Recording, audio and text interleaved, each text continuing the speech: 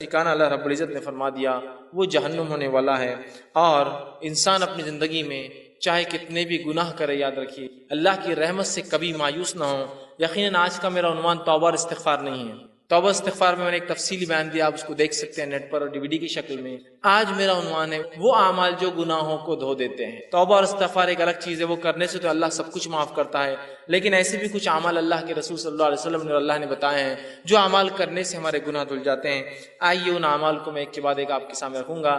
ایسے کم و بیش 25 اعمال آج میں آپ کے سامنے رکھوں گا، 25، جس میں رسول اکرم صلی اللہ علیہ وسلم نے بہت زیادہ تعداد میں کیے گئے گناہ معاف کرنے کی بات کی، کچھ لمیٹڈ گناہ معافی کی بات ہوئی، اور کچھ گنتی کے گناہ معافی کی بات ہوئی کہ 100 گناہ یا اس طرح سے۔ تو میں آج آپ کے سامنے رکھوں گا، اور آخر میں ایک 26واں ایک عمل ایسا رکھوں گا جو عمل ویسے ساری انسانیت کے لیے ہے، وہ مسلمانوں کے لیے نہیں، یاد رکھے، لیکن باقی مسلمانوں سے ہٹ کر دوسرے انسانوں کے لیے اگر وہ لوگ وہ عمل کریں گے تو ان کے بھی اگلے پچھلے سارے گناہ معاف ہو جائیں گے۔ وہ 26واں اور آخری عمل ہوں گا جو مسلمانوں کے لیے نہیں ہوں گا، غیر مسلم بھائیوں کے لیے ہوں گا ہمارے، تاکہ وہ بھی اگر کرتے ہیں تو ان کے گناہ بھی معاف ہو جاتے ہیں۔ بہرحال تو میں آپ کے سامنے آج 25 اعمال ایسے رکھوں گا جن اعمال کے کرنے پر گناہ کے معافی کی خوشخبریاں دی گئی ہیں، لیکن گناہ کے معافی کی خوشخبریاں اس شخص کے لیے ہرگز نہیں ہے جو اب اعمال کو سن کے یہ سوچے کہ اب تو گناہ کرنے کا لائسنس مل گیا، اس لیے کہ اب گناہ معاف ہونے کا طریقہ معلوم ہو گیا۔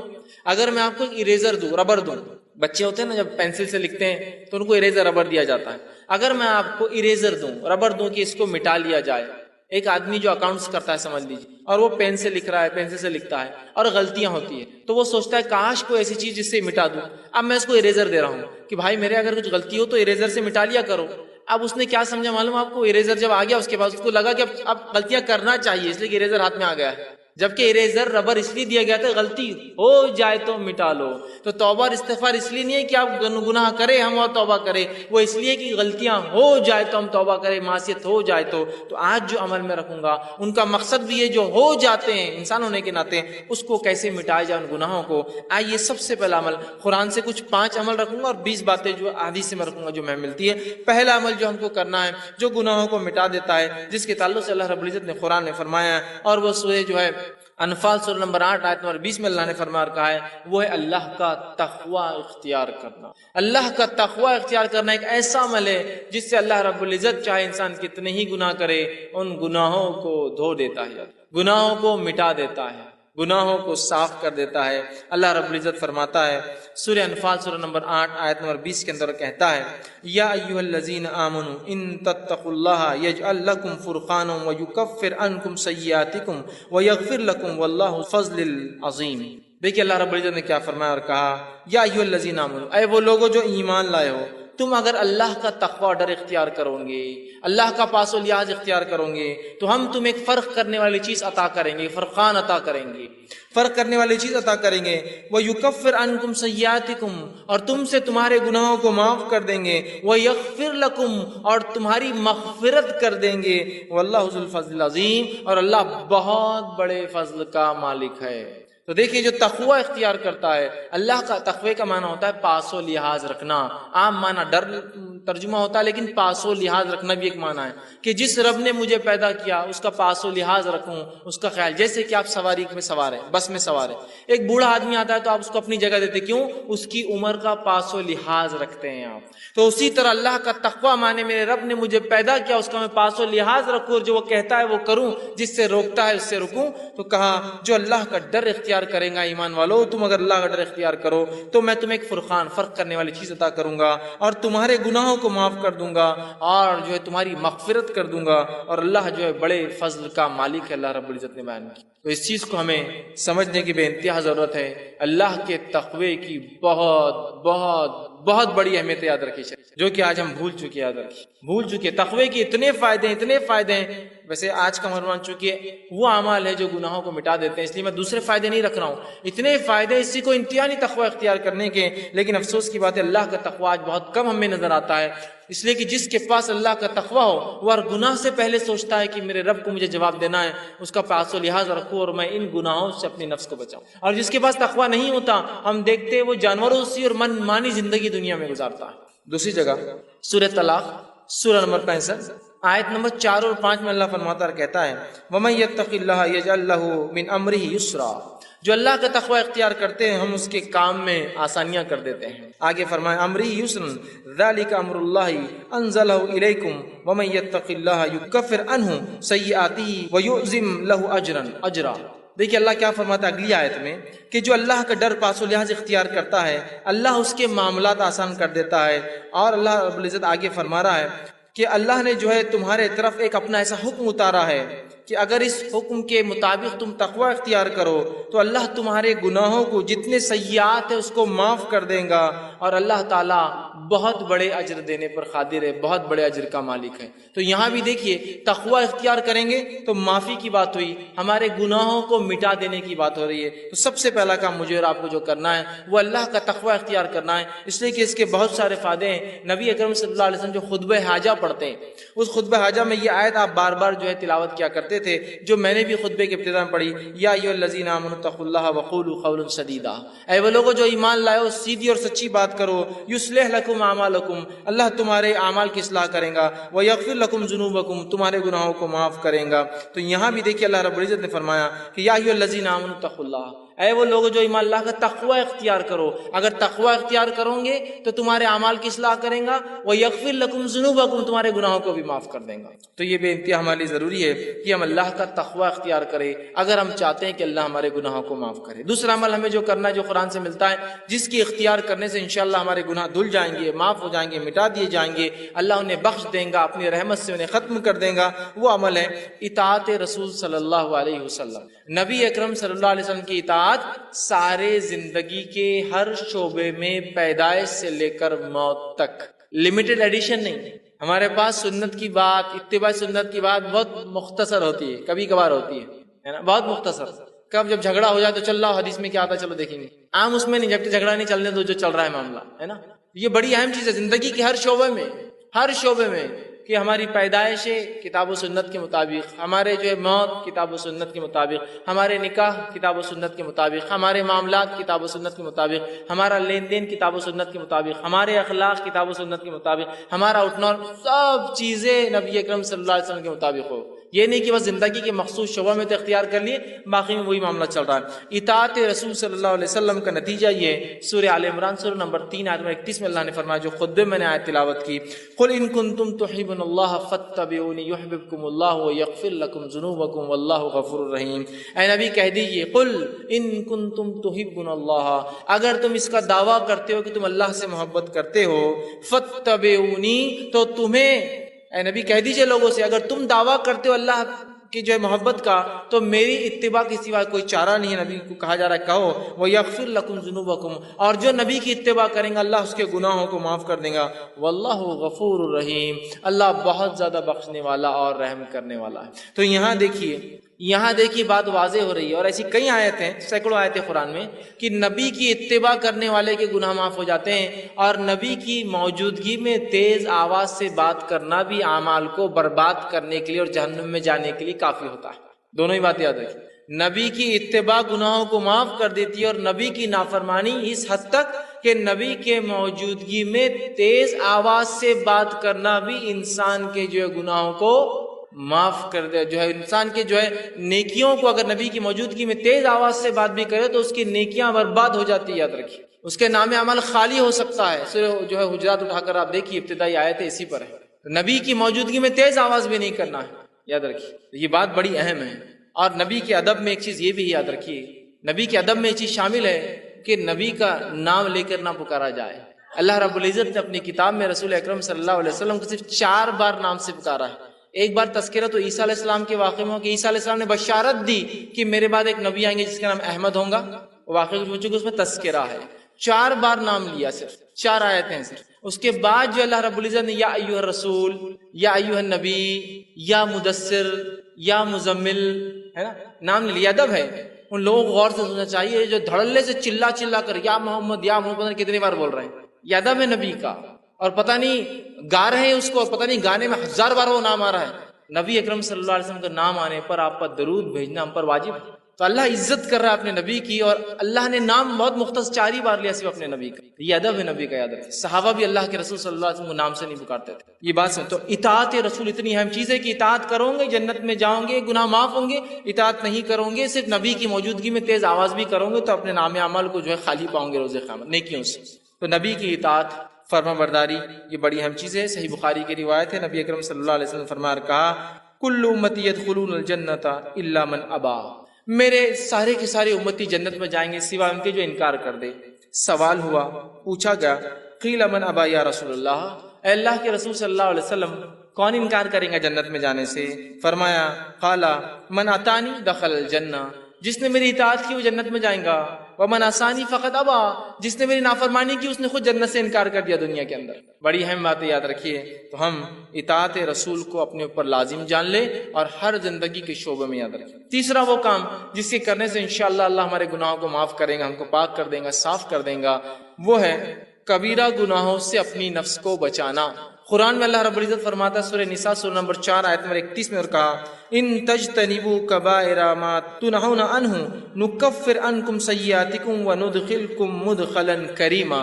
کہ اللہ فرماتا ان تجتنبوا کبائر، کہ اگر تم کبیرہ گناہوں سے اگر بچتے رہو جس سے تمہیں روکا گیا ہے، نکفر عنکم سیئاتکم، تو ان کبیرہ گناہوں سے بچنے کی بنیاد پہ ہم تمہارے گناہوں کو دوسرے معاف کر دیں گے. پتہ چلا کہ کبیرہ گناہوں سے بچنا ضروری ہے اگر صغیرہ گناہوں کو ہم معاف کروانا چاہتے ہیں تو. اس لیے کہ کبیرہ گناہ کے لیے تو توبہ لازم ہے، بچنا بھی ضروری ہے تاکہ صغیرہ گناہ معاف ہو. تو کہا اگر تم کبائر سے بچتے رہو تو ہم تمہارے صغائر چھوٹے گناہوں کو، دیگر گناہوں کو، دیگر معاملات کو انشاءاللہ معاف کر دیں گے. تو یہاں کہا کہ اگر تم بچتے رہو کبائر سے جس سے روکا گیا تو ہم معاف کر دیں گے، تم سے ہٹا دیں گے سیئاتکم تمہارے گناہوں کو. فرمایا وندخلکم مدخلا کریما، اور عزت کی جگہ مطلب جنت میں تمہیں ہم داخل کر دیں گے. تو ہمیں اگر اللہ سے ہم چاہتے ہیں کہ ہمارا صغیرہ گناہ معاف ہو تو کبیرہ گناہوں سے ہمیں اپنے آپ کو بچانا ہے. صحیح مسلم کی روایت ہے، ابو ہریرہ رضی اللہ عنہ حدیث کے راوی فرماتے ہیں، غور سے سنیے. آپ نے فرمایا 5 نمازیں جمعہ سے لے کر جمعہ تک اور رمضان سے لے کر رمضان تک، مطلب ایک نماز سے دوسری نماز، ایک جمعہ سے دوسرا جمعہ، ایک رمضان سے دوسرے رمضان تک، آپ فرما رہے ہیں رمضان المبارک تک اپنے درمیانی گناہ جو وقفے میں ہوتے ہیں ان کو معاف کروا دیتے ہیں. ایک نماز سے دوسری نماز کی جو گناہ ہوتا ہے وہ معاف کروا دیتی ہے. ایک جمعہ سے دوسرا جمعہ آدمی جب تک پڑھتا ہے تو وہ جمعہ سے جمعہ تک ایک آنے والا جمعہ پچھلے گناہوں کو معاف کر دیتا ہے، اور ایک رمضان سے اگلے رمضان آنے تک جب انسان اس میں اچھے عمل کرتا ہے تو اللہ اس کے گناہوں کو سال بھر کے مطلب ڈیلی، ویکلی اور ایئرلی گناہ کیسے معاف ہوتے بتایا جا رہا، نماز سے نماز، جمعہ سے جمعہ، رمضان سے رمضان. تو آپ نے فرمایا گناہ معاف ہو جاتے ہیں، مطلب یہ معاف کروا دیتے ہیں. معاف کرنے والے نہیں، گناہوں کو دور کرنے والے عمل ہیں. بس شرط ہے کہ اب یہ تینوں کب ورک کریں گے، کنڈیشن اپلائیڈ. نماز سے نماز کب گناہوں کو معاف کروائیں گی، جمعہ سے جمعہ کب گناہوں کو معاف کروائیں گا، رمضان سے رمضان کب گناہ معاف ہوں گے. آپ نے فرمایا بس شرط ہے کہ کنڈیشن اپلائیڈ ہے کہ کبیرہ گناہوں سے بچتا رہے. ہوں گے بچنا ضروری ہے، نہیں ہوں گے تو پھر انسان کہاں بچیں گے. بچنا ضروری ہے. میں کبیرہ گناہوں سے اپنی نفس کو بچاتا رہتا ہوں تو لہٰذا میرے صغیرہ بھی معاف ہو جائے. ایک نماز سے دوسری نماز، ایک جمعہ سے دوسرا جمعہ، ایک رمضان سے دوسرا رمضان، تب معافی ہوں گی جب ہم کبیرہ گناہوں سے بچتے رہیں. ورنہ بہت سارے لوگ ہوتے ہیں یہ ہم لوگ ان باتوں کو سن لے جو حدیث میں آ رہی ہے، بہت اچھی باتیں ہیں، اور کبیرہ گناہ سے نہ بچے تو پھر یہ باتیں معافی نہیں دلوانے والی، اس لیے کہ کبیرہ گناہ جو ہے بغیر توبہ کے معاف نہیں ہوتے ہیں. اسی طرح چوتھا عمل جو قرآن میں آتا ہے کہ جو انسان اگر اختیار کرے تو اس کے گناہ پچھلے معاف ہو سکتے ہیں. جو خطا کاریاں، جو اس نے جو ہے برے کام، جو سیاہ اعمال وہ کر چکا ہے جس سے اس کی زندگی پہ دھبے لگے ہیں اور وہ اگر آخرت میں چلا جائے اس کا رب معاف نہ کرے تو وہ جہنم میں جائیں گا، وہ ہے سچائی کو اختیار کرنا، صدق کو اختیار کرنا، سچ کو اختیار کرنا. اس لیے کہ اللہ رب العزت نے سچ اختیار کرنے کے فائدے جو بتائے اس میں سے ایک فائدہ یہ ہے کہ گناہ کو معاف کر دیتا ہے. اللہ رب العزت قرآن میں یوں فرماتا ہے، اور سورہ جو زمر کی آیت ہے، سورہ نمبر جو 39 اور اس آیت نمبر 34 اور 35 میں اللہ نے کہا فرمایا والذی جاء بالصدق وصدق به اولئک هم المتقون، کہ اللہ نے فرمایا کہا اور جو لوگ سچے دین لائے اور جو سچائی کو جانے اس پر عمل کرے، یہی لوگ نیکوکار ہے، پارسا ہے، صاف ستھرے لوگ ہیں۔ لہم ما یشاؤون عند ربہم ذلک جزاء المحسنین، اور ان کے رب کے پاس وہ جو چاہیں گے ان کو وہ دیا جائے گا، یہ محسنین کے لیے، نیک کرنے والوں کا بدلہ ہے۔ لیکفر اللہ عنہم اسوأ الذی عملوا، اور ان کو جو وہ چاہیں گے وہ ملیں گا، اور اللہ ان سے معاف کر دے گا جو گناہ ہوتے ہیں، جو اعمال میں انہوں نے کیے ہیں۔ وَيَجْزِيَهُمْ أَجْرُهُمْ بِأَحْسَنِ الَّذِي كَانُوا يَعْمَلُونَ، اور ان کو گناہ معاف کر دے گا، ان کو نیکیاں دے دے گا، اور جو ہے ان کو ایک بہت بہترین اور نیک بدلہ اس کا عطا فرمائیں گا۔ تو یہاں دیکھیے اس آیت میں جو صدق کو، سچائی کو اختیار کرتے ہیں، اور الَّذِي جَاءَ بِالصِّدْقِ، سچ کو اختیار کیا، سچ کے مطابق زندگی گزارا، دین اسلام کو اختیار کیا، دین کے مطابق زندگی گزارا، تو اس کا بدلہ یہ کہ اس کے تمام گناہ اللہ معاف کر دیتا ہے، بخش دیتا ہے۔ یاد رکھیے سچائی کے بڑے فائدے یاد رکھیے، اور ہم تمام لوگ جو اگر سچائی کو اختیار کرتے ہیں تو انشاءاللہ عزیز ہمارے گناہ معاف ہو جاتے ہیں۔ صحیح بخاری کی روایت ہے، عبداللہ ابن مسعود رضی اللہ عنہ حدیث کے راوی فرماتے اور کہتے ہیں، نبی اکرم صلی اللہ علیہ وسلم نے فرمایا، کہا سچ کو لازم پکڑو، کیونکہ سچ نیکی کی طرف رہنمائی کرتا ہے، اور نیکی جنت کی جانب رہنمائی کرتی ہے۔ اور آدمی سچ بولتا ہے اور سچ بولتا ہے اور سچ بولتا ہے، حتیٰ کہ اس کا نام سچوں میں لکھ دیا جاتا ہے۔ اور پھر آگے آپ نے فرمایا کہا، اور یاد رکھو جھوٹ سے بچو، اس لیے کہ جھوٹ برائی کی طرف لے جاتا ہے، اور برائی جہنم کی طرف لے جاتی ہے۔ انسان جھوٹ بولتا ہے اور جھوٹ بولتا ہے اور جھوٹ بولتا ہے، اور اس کا نام کذاب جھوٹوں میں لکھ دیا جاتا ہے۔ تو ہمارے لیے بے انتہا ضروری ہے ہم سچ کو اختیار کریں، جھوٹ سے بچے، اس لیے کہ اللہ رب العزت جو ہے سچ بولنے والوں کو جو ہے ان کے گناہوں کو جو ہے معاف کر دیتا ہے۔ پانچواں عمل جو قرآن سے ملتا ہے، جسے کرنے سے ہمارے گناہ معاف ہوتے ہیں، وہ عمل ہے جو ہے صدقے کو چھپا کر دینا۔ صدقے کو چھپا کر دینا، بتا کر ظاہر کر کے نہ دینا۔ حالانکہ صدقے کو ظاہر کر کے دینا بھی جائز ہے، لیکن چھپا کر دینا یہ افضل عمل ہے۔ اللہ رب العزت فرماتا سورہ بقرہ سورہ نمبر 2 آیت میں 271 میں اللہ نے فرمایا اور کہا، ان تبدوا الصدقات فنعما ہی وان تخفوها وتؤتوها الفقراء فهو خیر لکم ویکفر عنکم من سیئاتکم واللہ بما تعملون خبیر۔ اللہ فرماتا ہے اگر تم اپنے صدقات کو ظاہر کر کے دو تو یہ بھی اچھا ہے، لیکن اگر چھپا کر دو، مخفی دو، ڈھانپ کر دو، تو یہ تمہارے لیے زیادہ خیر ہے۔ جو تم فقیروں کو چھپا کر دو یہ تمہارے لیے زیادہ بہتر ہے۔ اللہ اس صدقے کی برکت سے تمہارے گناہوں کو معاف کر دے گا، مٹا دے گا، ہٹا دیں گا، تم سے دور کر دیں گا۔ اور فرمایا سیئاتکم وبما تعملون خبیر، اور اللہ ہر اس عمل سے خبردار ہے جو تم کرتے ہو۔ تو صدقہ دکھا کر بھی دیا جا سکتا ہے اس سماج میں جہاں آپ کو لگتا ہے صدقہ دکھا کر دینے سے لوگ جوش میں آئیں گے اور عمل کریں گے، اور وہاں جہاں دیتے ہیں لوگ اور آپ بہتر سمجھتے چھپا کر دیں تو وہاں بند مٹھی دینا افضل ہے، اس لیے کہ صدقہ چھپا کر دینے سے گناہ معاف ہوتے ہیں، گناہ ہٹا دیے جاتے ہیں، اللہ رب العزت نیکی ہمارے نام اعمال میں لکھتا ہے۔ یہ بہت بڑی بات ہے، ہمیں کوشش کرنا چاہیے کہ ہم صدقہ کریں اور چھپا کر کریں، اور اپنے صدقے کو منی والعزا دکھاوا کر کے، جتلا کر، بار بار یاد دلا کر کہ ہم نے تمہیں صدقہ دیا تھا، ہم برباد نہ کریں۔ آئیے چھٹا عمل جو ہم کو ملتا ہے قرآن سے، جس کے کرنے سے ہمارے گناہ معاف ہو سکتے ہیں، اللہ مٹا دیں گا، وہ ہے اللہ سے جو ہے ڈرنا، اور بغیر دیکھے ڈرنا۔ چونکہ ہم نے اللہ کو دیکھا نہیں ہے، اس کے بعد بھی اس کی اگر کوئی شخص خشیت اختیار کرتا ہے، ڈر اختیار کرتا ہے، اللہ گناہ معاف کرتا ہے۔ یہ بات کو اللہ رب العزت سورہ ملک سورہ نمبر 66 آیت نمبر 12 میں فرما کہا، ان الذین یخشون ربهم بالغیب لهم مغفرۃ واجرا کبیر۔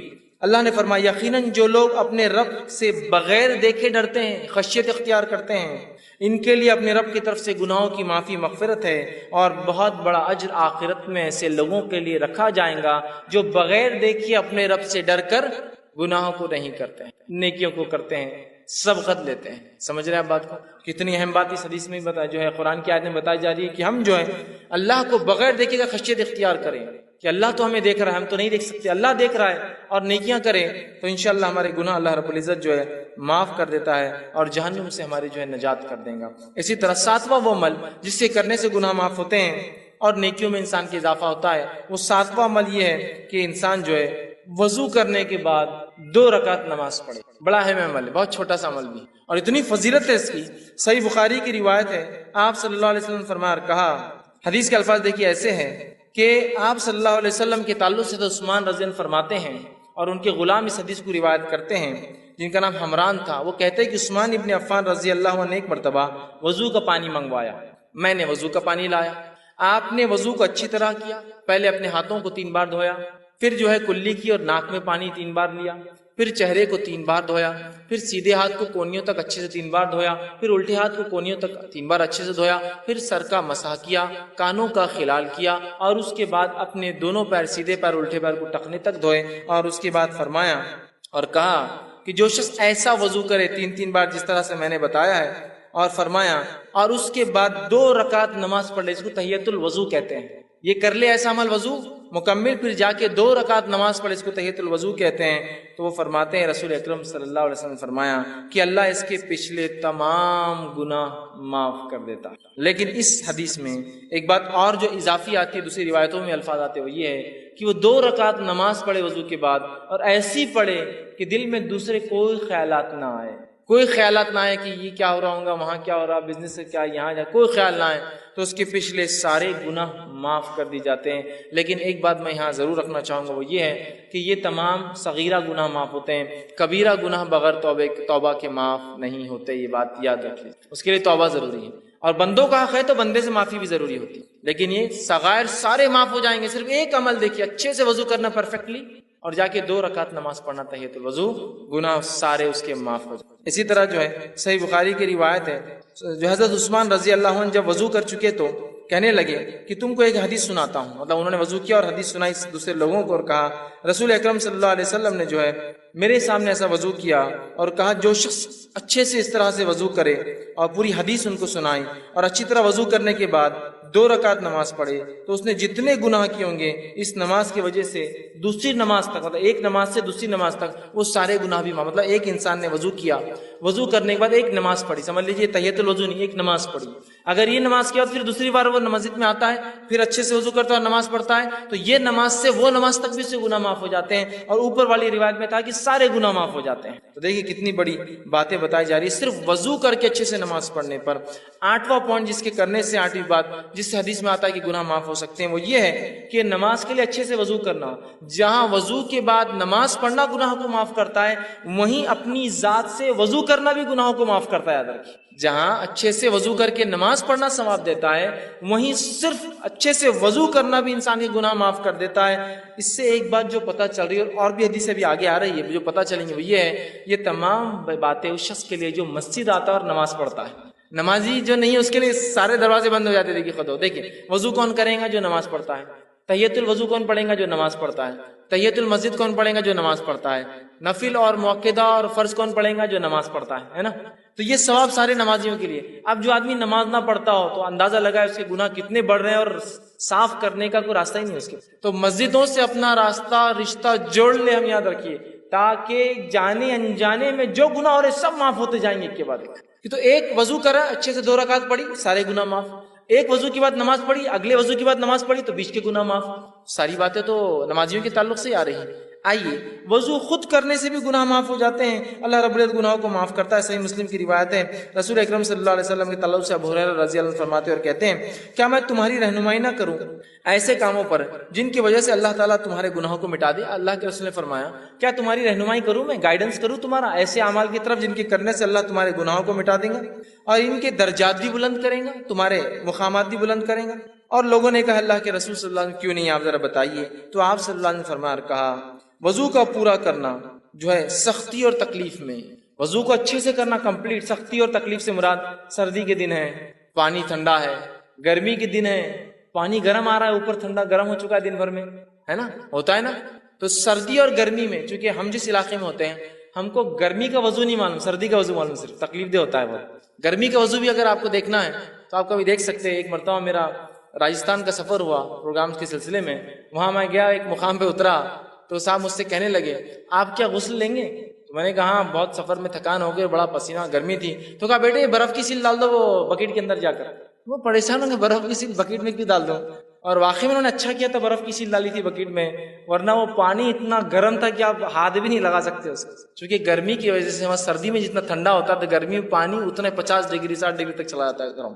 آپ اسے نہ وضو کر سکتے ہیں نہ اسے نہا سکتے ہیں۔ تو یہاں آپ نے فرمایا تکلیف اور مشقت میں، چاہے سردی کی وجہ سے ہو چاہے گرمی کی وجہ سے ہو، اچھا وضو کرتا ہے، پرفیکٹ وضو. یا ایک معنی یہ بھی ہو سکتا ہے بیمار ہے، بہت مشکل ہوتی ہے کچھ حصوں پہ کرنا، پھر بھی وہ اچھے سے کرتا ہے، رک کر انتظار کر کے. یا ایک معنی یہ بھی ہو سکتا ہے معذور ہے، بہت تکلیف ہوتی ہے کہ پھر بھی اچھے سے وضو کرتا ہے اپنے رب کو راضی کرنے کے لیے. تو کہا تکلیف میں، حدیث کے الفاظ سے تکلیف ہے، باقی سردی کی ہو سکتی، گرمی کی ہو سکتی، معذوری کی ہو سکتی، بیماری کی ہو سکتی ہے. اور مسجد کی طرف جو ہے اپنے قدم بڑھاتا ہے، جاتا ہے.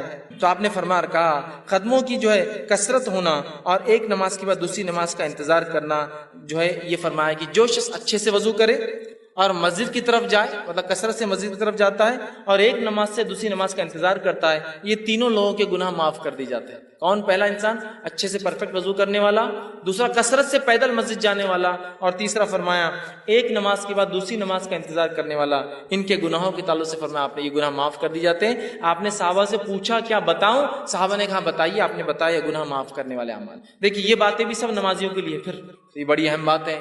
ہم لوگ بس نماز سے جڑ جائیں، مسجدوں سے رشتہ جڑ جائے ہمارا، بس پھر انشاءاللہ عزیز بہت ساری مغفرتیں تو یہیں آتی رہیں گی، بہت سارے اعمال کی معافی ہوتے رہیں گی. اسی طرح جو ہے صحیح مسلم کی ایک بہت لمبی روایت ہے، اس روایت کے آخری الفاظ ایسے ہیں. ایک صحابی تھے جو اللہ کے رسول صلی اللہ علیہ وسلم کے پاس آئے، جن کا نام عمرو بن جو ہے ابسا تھا، اور یہ آ کر ایمان قبول کرتے ہیں. غیر مسلم تھے، ایمان قبول کا، اسلام قبول کرنے کے بعد اللہ کے رسول بہت ساری باتیں کی، بہت لمبی حدیث ہے.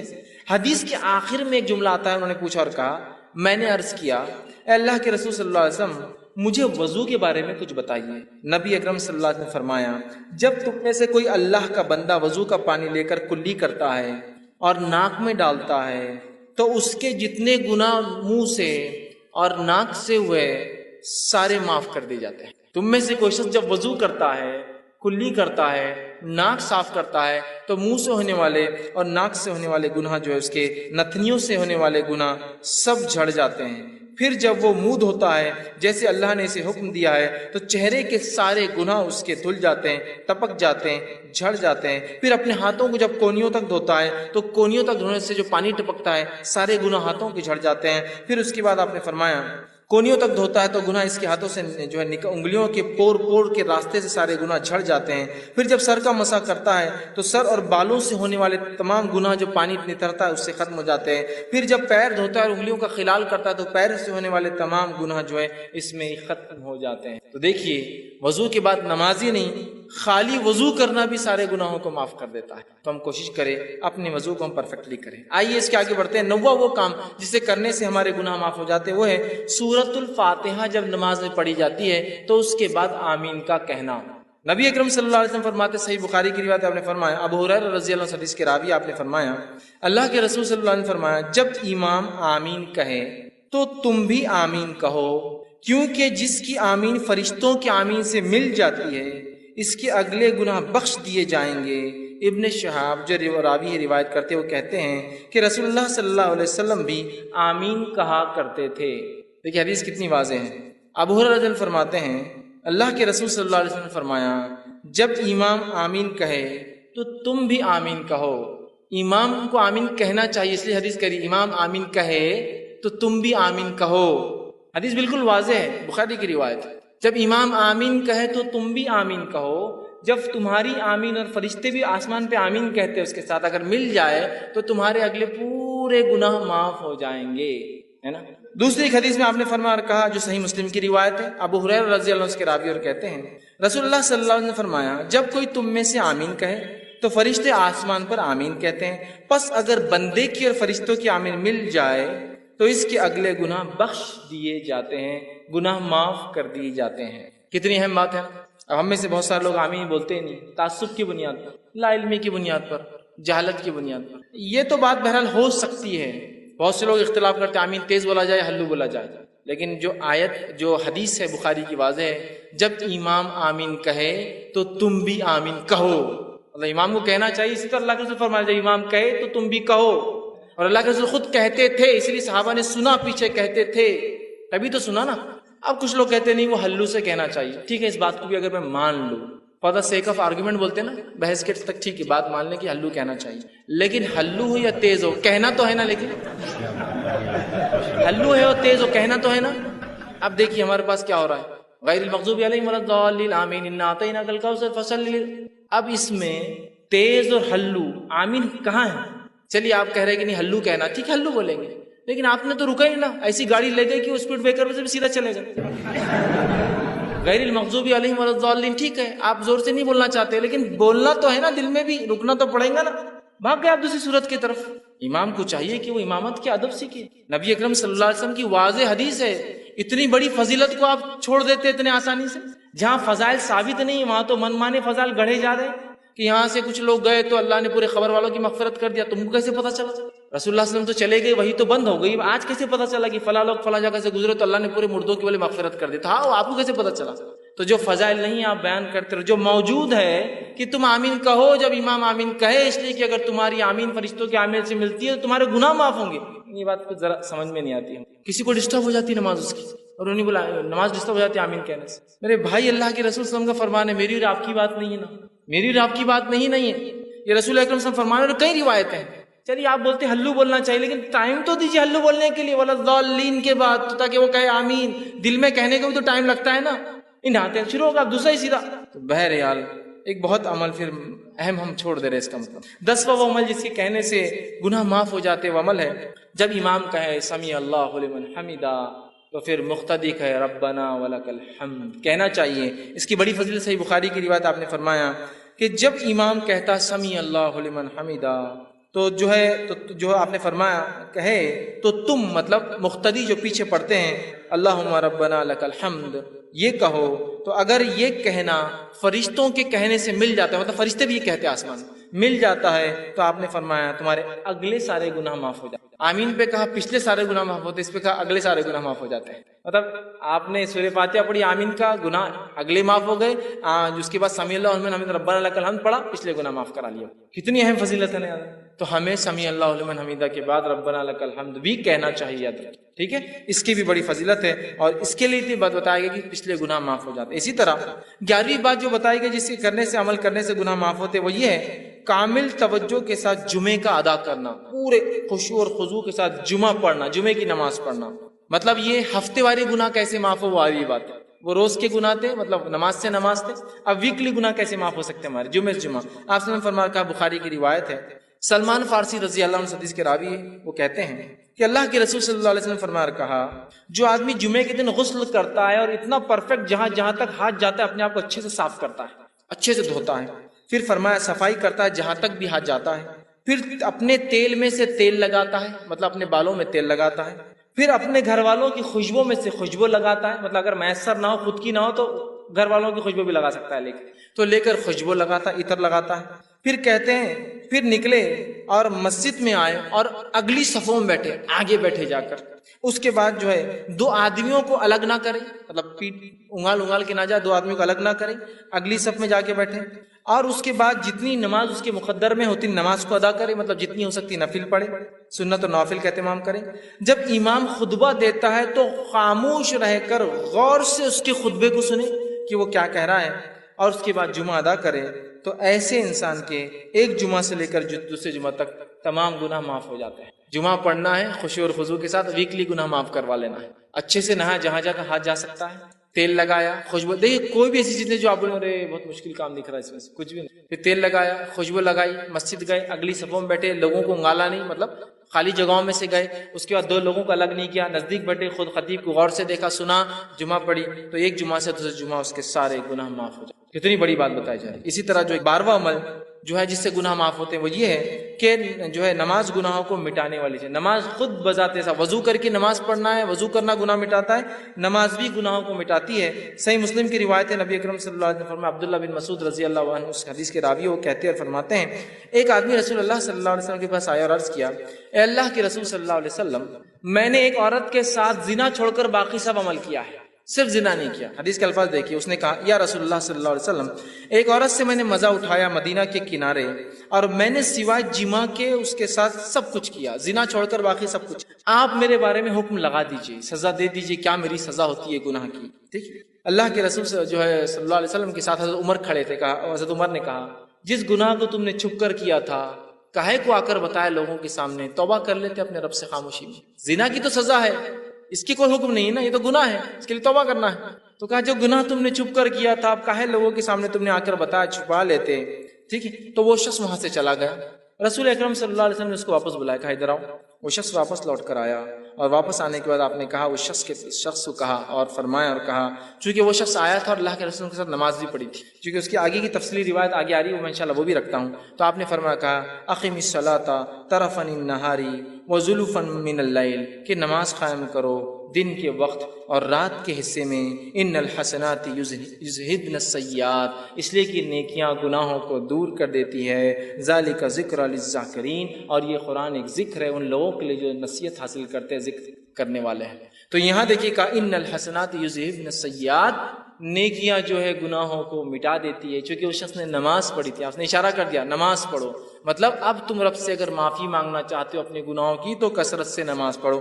اسی جو ہے واقعے کے آگے اور تفصیلات صحیح مسلم میں آتی ہے. وہ تفصیلات ایسی آتی ہے کہ ایک شخص نبی اکرم صلی اللہ علیہ وسلم مسجد نبی میں آیا, آپ کے ساتھ آپ بیٹھے ہوئے تھے صحابہ کے ساتھ.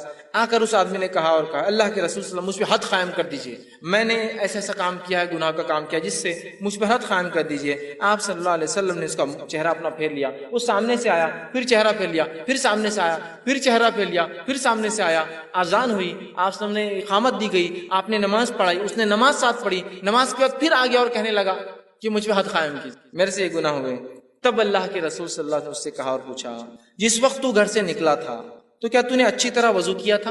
جب تو یہاں کے لیے آیا تھا مجھ سے ملنے تو نماز کا وقت بھی تھا, تو نے گناہ کیا تھا, وضو کر کے آیا. تو اس نے کہا کیوں نہیں, میں نے کیا تھا. اللہ کے رسول صلی اللہ علیہ وسلم پھر فرمایا کہ ہمارے ساتھ تو نے نماز بھی پڑھی؟ تو اس نے کہا ہاں میں نے آپ کے ساتھ نماز بھی پڑھی ہے. تو آپ نے فرمایا کہا اللہ نے جو ہے تجھے بخش دیا ہے اور تیری کوئی حد نہیں ہے, اللہ نے تجھے معاف کر دیا ہے, تیری کوئی حد نہیں, یاد رکھی. تو یہ روایت اس طرف اشارہ کر رہی ہے کہ انسان جس سے گناہ ہو جاتے ہیں, گناہ ہوئے ہیں جو پاسٹ میں پچھلی زندگی میں اس نے کیے ہیں, اب لوگوں کے سامنے جا کر رسوا ہونے کی ضرورت نہیں ہے. اپنے رب کے سامنے کثرت سے نماز ادا کر, کثرت سے نماز پڑھے, اس لیے کہ نمازیں ان الحسنات یذہبن السیئات, نیکیاں گناہوں کو دھو ڈالتی, مٹا دیتی. تو ہم نماز کی دیکھیے کتنی فضیلت ہے. اس لیے میں نے شروع میں کہا تھا نماز پڑھنے والوں کے بڑے فائدے, اس لیے کہ وہ بہت ساری فضیلتوں کا فائدہ یوں ہی اٹھا لے رہے بغیر سوچے سمجھے. اسی طرح صحیح بخاری کی روایت ہے, رسول اللہ صلی اللہ علیہ وسلم نے فرمایا کہا کہ جو فرشتے شخص کے لیے دعا کرتے رہتے ہیں جو اپنی نماز کی جگہ اس وقت تک بیٹھا ہوتا ہے, جیسا جہاں نماز پڑھی اور وہیں بیٹھا ہوتا ہے جب تک کہ جو ہے اس کا وضو ٹوٹ نہ جائے, فرشتے اس کے لیے مغفرت کی دعا کرتے ہیں, اللہ اس کو معاف کر, اس کو بخش دے, اس پر رحم کر. جب کوئی وضو کرتا ہے, مسجد آتا ہے, نماز پڑھتا ہے اور جس جگہ نماز پڑھی وہیں بیٹھا ہے, ذکر کر رہا ہے, اذکار کر رہا ہے, تب جب تک وہ وضو میں رہتا ہے تب تک فرشتے اللہ کے دعا کرتے ہیں اللہ اسے معاف کر, اس پر رحم کر, اس کی مغفرت کر, اس کو بخش دے. نماز پڑھنا ایک بہت بڑا عمل ہے, یاد رکھیے, اس کو ہم کریں, یہ معاف کر. اسی طرح 13واں وہ عمل جس کے کرنے سے اللہ سبحانہ تعالیٰ ہمارے گناہوں کو معاف کرتا ہے, وہ یہ ہے, اتنا آسان عمل ہے کہ جس کی کوئی انتہا نہیں, یاد رکھیے اس عمل کی. اور نبی اکرم صلی اللہ علیہ وسلم نے اس عمل کے تعلق سے ہمیں بتایا, صحیح بخاری کی روایت ہے. حدیث کے الفاظ دیکھیے اس طرح سے, بخاری کی روایت آپ نے فرمایا, ابو ہریرہ اس کے راوی, اور وہ کہتے ہیں رسول اللہ صلی اللہ علیہ وسلم نے فرمایا اور کہا, جو شخص دن میں 100 مرتبہ سبحان اللہ و بحمدہ کہتا ہے, جو شخص دن میں 100 مرتبہ سبحان اللہ و بحمدہ کہتا ہے, اس کے گناہ مٹا دیے جاتے ہیں, خواہ سمندر کی جھاگ کے برابر ہو. صرف 100 مرتبہ کیا پڑھتا ہے, سبحان اللہ و بحمدہ. اپنے رب کی پاکی جو شخص 100 مرتبہ دن میں سے بیان کرتا ہے, اس کے تمام گناہ معاف کر دی جاتے ہیں, حتیٰ کہ اگر وہ گناہ سمندر کی جھاگ کے برابر بھی ہو. یہ تمام باتیں صغائر کے تعلق سے, صغیرہ گناہوں کے کتنے بھی ہو, سبحان اللہ و بحمدہ 100 مرتبہ پڑھے, گناہ معاف. صحیح بخاری کی دوسری روایت اس میں ابو ہریرہ رضی اللہ عنہ فرماتے, اللہ کے رسول صلی اللہ علیہ وسلم فرمایا اور کہا, اور آپ نے فرمایا 2 کلمے ایسے ہیں جو رحمان کو بڑے پیارے ہیں, زبان پر بہت ہلکے ہیں اور میزان میں بہت بھاری پڑیں گے, سبحان اللہ و بحمدہ و سبحان اللہ العظیم. تو یہاں پہلی روایت میں کہا سبحان اللہ و بحمدہ, جو شخص 100 مرتبہ پڑھتا ہے اگر اس کی برائیاں گناہ سمندر کے جھاگ کے برابر بھی ہو تو یہ اس کو مٹا دیتا ہے. تو ہم کوشش کریں کثرت سے اس ذکر کو کریں. 100 مرتبہ میں سمجھتا ہوں بہت آسان ہے, ہر نماز کے 20 باندھ لے تو 100 ہو جاتے 5 نمازوں کے. بہرحال کوئی چاہے تو ایک ساتھ بھی پڑھ سکتے. اسی طرح جو ہے 14واں وہ عمل 14 جو ہے وہ عمل جسے کرنے سے گناہ مٹ جاتے ہیں, اس عمل کے تعلق سے آپ نے فرمایا, اور وہ عمل ہے جسے 100 گناہ معاف ہو جاتے ہیں, 100 سنس معاف ہو جاتے ہیں. وہ کیا ہے؟ ابو ہریرہ رضی اللہ عنہ فرماتے, صحیح بخاری کی روایت, آپ نے فرمایا اور کہا جو شخص لا الہ الا اللہ وحدہ لا شریک لہ لہ الملک ولہ الحمد وہو علی کل شیء قدیر ایک دن میں 100 بار کہتا ہے، لا الہ الا اللہ وحدہ لا شریک لہ لہ الملک ولہ الحمد وہو علی کل شیء قدیر، عام زبان میں اس کو چوتھا کلمہ بولتے ہیں، جو شخص اس کو 100 مرتبہ پڑھتا ہے تو آپ نے فرمایا اس کا ثواب کیا ہے؟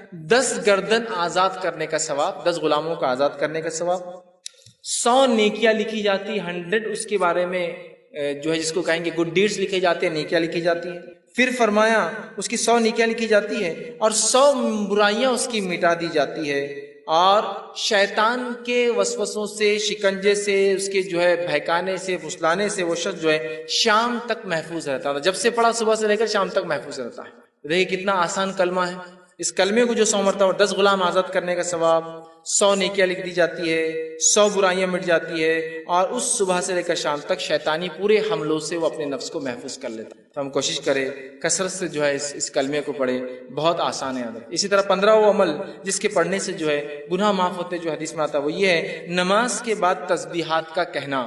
نماز کے تسبیحات کہنا صحیح مسلم کی روایت ہے، آپ صلی اللہ علیہ وسلم فرمایا کہا جو شخص ہر نماز کے 33 مرتبہ سبحان اللہ، 33 مرتبہ الحمدللہ اور 33 مرتبہ اللہ اکبر کہتا ہے، جو کہ 99 ہوتے ہیں، اور پھر 100 کہتا ہے، مطلب 100 بار کہتا ہے لا الہ الا اللہ وحدہ لا شریک لہ لہ الملک ولہ الحمد وہو علی کل شیء قدیر، وہ پچھلا کلمہ جو تھا، تو آپ نے فرمایا کہ اس کی جو ہے ساری خطائیں معاف کر دی جائیں گی، اگرچہ سمندر کے جھاگ کے برابر کیوں نہ ہو، پورے اس کے گناہ معاف کر دی جاتے ہیں، چاہے سمندر کے جھاگ کے برابر کیوں نہ ہو۔ کتنا آسان ہے نا، 33 مرتبہ سبحان اللہ، 33 مرتبہ الحمدللہ، 33 مرتبہ اللہ اکبر، آخر میں کہنا ہے لا الہ الا اللہ وحدہ لا شریک لہ لہ الملک ولہ الحمد وہو علی کل شیء قدیر۔ اور رسول اکرم صلی اللہ علیہ وسلم ہر نماز کے بعد یہ کیا کرتے تھے، آپ کا یہ معمول تھا، یاد رکھیں، عادت شریفہ تھی کہ ہر نماز کے بعد یہ ذکر و اذکار، اور بھی ہے لیکن اس میں یہ بھی شامل آپ ہمیشہ کیا کرتے تھے۔ ہم بھی کوشش کریں کہ ہر نماز کے بعد معمول بنا لیں کہ ہم ان تسبیحات کو جو ہے پڑھیں۔ 16واں وہ عمل جس سے کرنے سے گناہ معاف ہونے کی جو بشارت دی گئی بات بتائی کہ وہ یہ نیک لوگوں کی مجلس میں بیٹھنا، اللہ کا ذکر جہاں ہو رہا ہے اس مجلس میں بیٹھنا، یہ ہے اس کا ثواب یہ کہ اس سے بھی پچھلے گناہ معاف کر دی جاتے ہیں، انسان کی مغفرت کر دی جاتی ہے۔ صحیح مسلم کی روایت ہے، بہت لمبی حدیث، ابو ہریرہ رضی اللہ عنہ حدیث کے راوی ہے، اس حدیث کے اندر ہے کہ فرشتے جو ایسی مجلسوں کو ڈھونڈتے رہتے ہیں جہاں اللہ کا ذکر ہوتا ہے، جب وہ ایسی مجلسوں کو پا لیتے تو ایک دوسرے کو اشارہ کرتے ہیں کہ ویسی مجلس مل گئی جہاں اللہ کا ذکر ہو رہا ہے، اور پھر سارے فرشتے آ جاتے ہیں اور وہ فرشتے جمتے جاتے ہیں، حتیٰ کہ جو ہے بہت اوپر تک، جو آسمان تک جو فرشتے جو قطار در قطار جو جم جاتے ہیں، اور جو ہے اس کے بارے میں پھر جو ہے اللہ رب العزت ان سے پوچھتا ہے، حالانکہ اللہ کو پتہ ہوتا ہے کیا ہے، تو اللہ پوچھتا ہے کہ میرے بندوں کو کیسے پایا، وہ کیا کر رہے تھے؟ تو کہا اللہ وہ جو ہے تجھ سے جنت کا سوال کر رہے تھے، اور کیا کس چیز سے پناہ مانگ رہے تھے؟ اے اللہ وہ تیرے بندے جو جمع تھے وہ جہنم سے پناہ مانگ رہے تھے۔ تو اللہ رب العزت فرشتوں کو گواہ بناتا اور کہتا ہے اے فرشتوں تم اس چیز پہ گواہ رہنا کہ میں نے ان بندوں کو جو ہے بخش دیا ہے، ان کو جو ہے معاف کر دیا۔ تو فرشتے کہتے اللہ اس مجلس میں ایک شخص ایسا تھا جو اپنے کام کے لیے آیا تھا، اور آ کر بس آیا تھا یوں ہی بیٹھ گیا، تو اللہ رب العزت فرماتا ہے کہ بندو میں نے اس کو بھی معاف کر دیا، اس لیے کہ ایسی مجلس میں بیٹھنے والا بے نصیب نہیں ہو سکتا، بد نصیب نہیں ہو سکتا۔ مطلب ان مجلسوں کے فضائل لے کے جو اللہ کا ذکر ہوتا ہے، اور ہمارا معاملہ ہے کہ جو اللہ کا ذکر ہوتا ہے وہ مجلس سے بہت ہم کو کاٹا آتا آنکھ پہ بیٹھنے سے، بہت مشکل ہوتی ہے، ارے اب جاؤ بیٹھو۔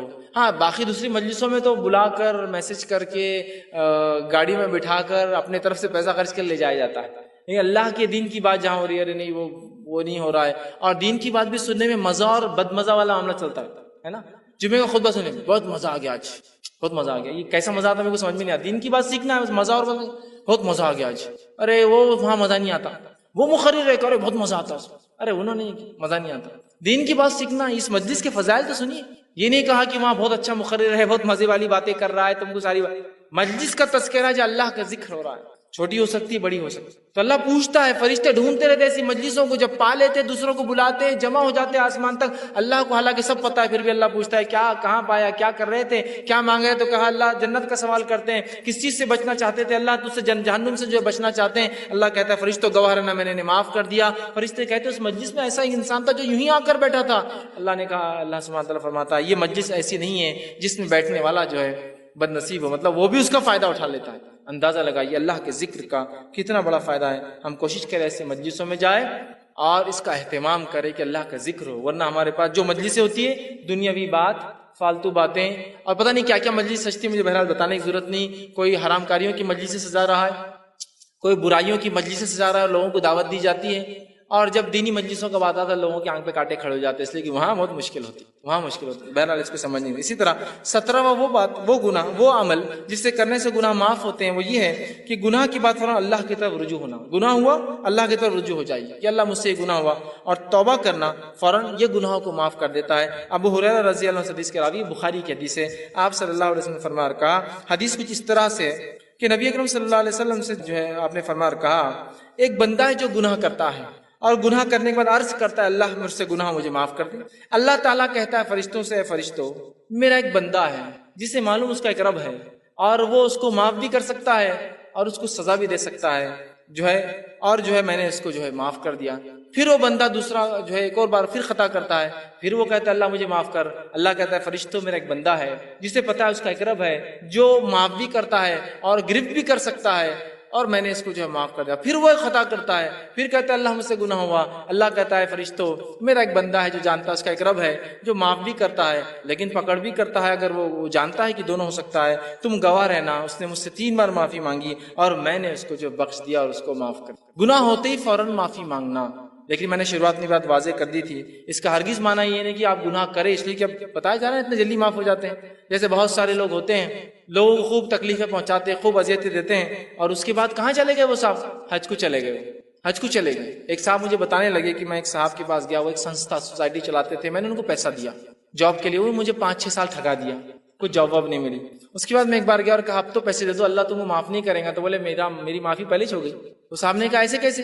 میں نے حج کر کے آ گیا نا۔ بولے تو جتوں کا پہلے لیا تھا حج کر کے آ گیا تو پورا کلیئر کر دیا، بولے پرانا اب میرے پہ نہیں رہا۔ تو اندازہ لگے گویا حج کو ہم نے ایک طریقہ بنایا گناہ کرنے کا۔ گناہ ہو جائے تو نیکیاں کرنے سے مٹ جاتے ہیں، لیکن اس کا ہرگز مطلب نہیں گناہ کرو اس لیے کہ نیکیاں پھر کرو تاکہ مٹا دو، ہے نا۔ میں جا کے آ کے حج کو مفتی صاحب نے بول دیا کہ وہ پچھلا سب ختم ہو گیا، بندوں کا بھی ختم ہو گیا اور اللہ کا بھی ختم ہو گیا سب، اندازہ لگائی۔ تو بہرحال تو اس حدیث کے اندر دیکھیے، وہ بندے سے خطا ہوئی، اس نے معافی مانگی، پھر خطا ہوئی، پھر معافی مانگی، پھر خطا ہوئی، پھر معافی مانگی، تو اللہ رب العزت اس کی مغفرت کر دی۔ اور اس کے آپ نے حدیث فرما، حدیث کے الفاظ دیکھیے اس طرح سے، ایک مالک ہے جو گناہ بخشتا ہے اور گناہ پر سزا بھی دیتا ہے، میں نے اپنے بندے کو 3 بار بخش دیا ہے، اب وہ جیسے چاہے اعمال کرے، تو میں نے اس کی مغفرت کر چکا ہوں، میں نے اس کی مغفرت کر دی ہے، معاف کر دیا اس کو۔ اس سے پتہ چلا جیسے ہی ہم سے گناہ ہو فوراً کیا کرنا چاہیے؟ اللہ سے گناہ کی معافی مانگنا چاہیے۔ یہ نہیں کہ گناہ ہو تو انتظار کرے، ہے نا، گناہ کرتے ہی معافی مانگ لے انسان، لیکن ہم جب گناہ کرتے ہیں تو جان کے کرتے گناہ ہے اور اس لیے معافی نہیں مانگتے کہ اگلی بار کرنا ہے، ابھی ختم تھوڑی ہوا، نہیں ابھی تو شروعات ہی ہے، ابھی 1-2-4 سال ایسے ہی چلیں گا، اس کے بعد دیکھا جائے گا۔ تو گویا نیت بھی نہیں وہ معافی مانگنے کی، گناہ ہوا کہ وہ شخص معافی مانگ رہا ہے، اللہ بس خطا ہوگی مجھ سے، احساس ہے اس کو کہ میں غلط کام کر رہا ہوں، یا احساس ہے لیکن توبہ نہیں، کیوں؟ ابھی کنٹینیو کرنا ہے نا اس چیز کو۔ اور توبہ کی شرائط میں سے ایک شرط یہ بھی کہ اس کو عمل کو آئندہ نہ دہرائے، یہ نہیں کہ بس توبہ کر لی اور پھر وہ عمل جاری ہے، پھر وہ عمل جاری ہے۔ وہ شخص ایک غلطی کر رہا ہے، توبہ کر رہا ہے، دوسری غلطی ہو رہی توبہ کر رہا ہے، تیسری غلطی ہو رہی توبہ کر رہا ہے رب سے فوراً۔ یہ طریقہ یاد رکھیں، تو ہمیں بھی چاہیے غلطی ہو فوراً توبہ کریں۔ 18واں وہ عمل جو ملتا ہے جس سے کرنے سے انسان کی گناہ معاف ہوتے، وہ یہ ہے لوگوں سے تکلیف کو دور کرنا۔ لوگوں سے تکلیف کو دور کرنا، صحیح مسلم کی روایت ہے، آپ صلی اللہ علیہ وسلم فرمایا کہا، ابو ہریرہ رضی اللہ عنہ حدیث کے راوی، حدیث کے الفاظ اس طرح سے آپ نے فرمایا، جو ایک شخص راستے میں جا رہا تھا، اس نے راہ میں کانٹوں والی ایک شاخ دیکھی، کانٹوں والی ایک شاخ، جھاڑ کی جو ہوتی ہے کانٹوں والی ایک شاخ دیکھی، تو اسے راستے سے ہٹا دیا۔ اللہ تعالیٰ نے اس نیکی کی اس کی قدردانی کے بدلے اس کو بخش دیا، اس کی مغفرت کر دی۔ کس کے بدلے میں؟ راستے سے ایک کانٹا